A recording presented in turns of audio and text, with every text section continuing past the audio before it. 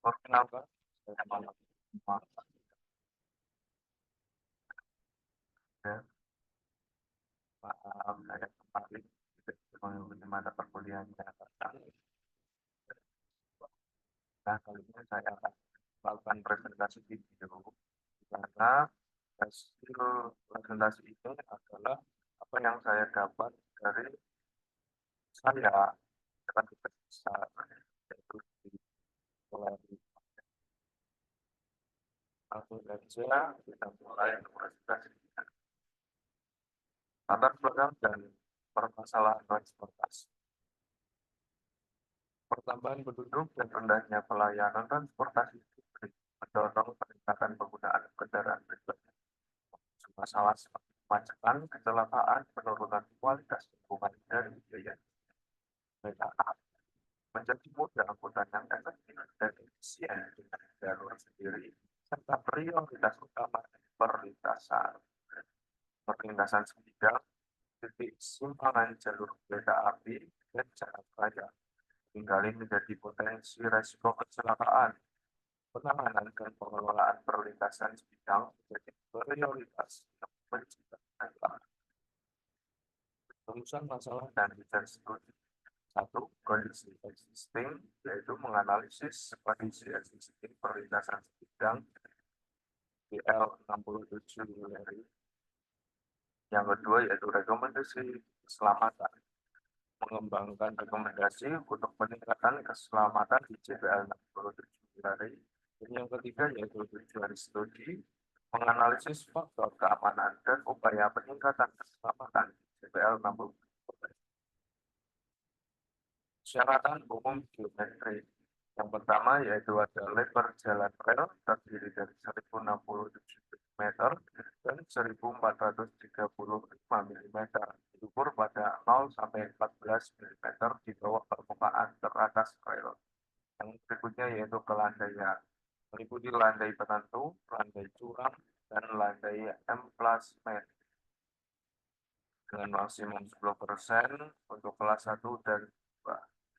Yang berikutnya yaitu lengkung vertikal, proyeksi sumbu jalan rel pada bidang vertikal yang dari minimum bergantung pada kecepatan bencana.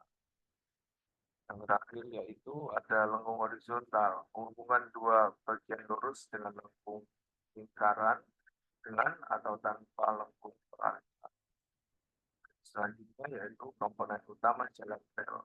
Yang pertama ada bantalan, meneruskan beban kereta api ke baras, mempertahankan lebar jalan rel dan stabilitas, terbuat dari kayu, baja, atau alat penambang, menjaga kedudukan kedua rel agar tetap kokoh di atas bantalan, termasuk jenis elastis tunggal dan ganda.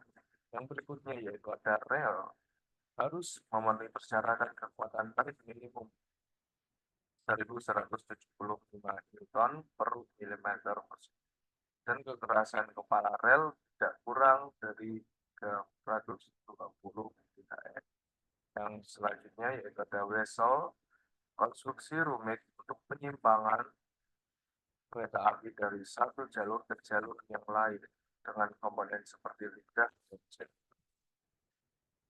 Perlintasan kereta api dan persyaratan pembangunan.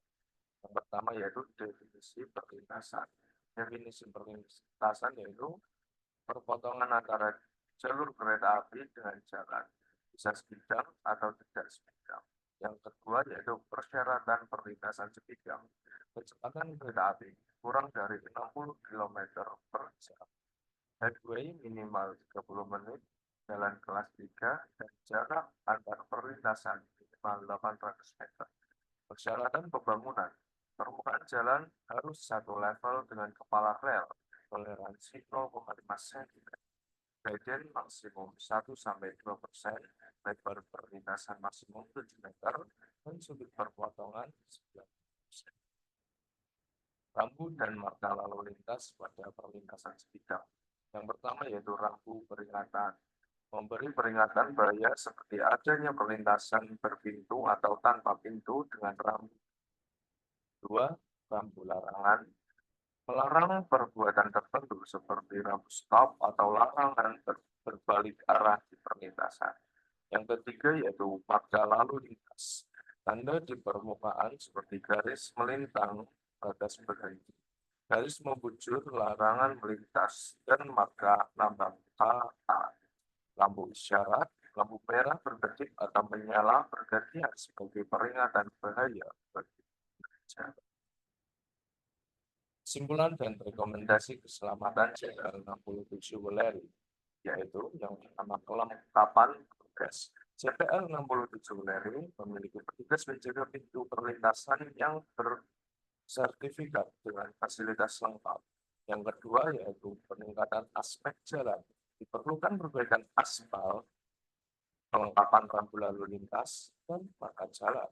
Yang ketiga yaitu kesadaran pengguna jalan. Pentingnya kepatuhan terhadap isyarat dan rambu untuk mendahulukan keberkataan.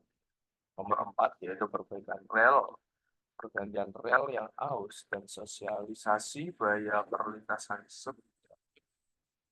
Terima kasih. Cukup sekian presentasi video dari saya. Selamat melanjutkan aktivitas kembali. Dadah.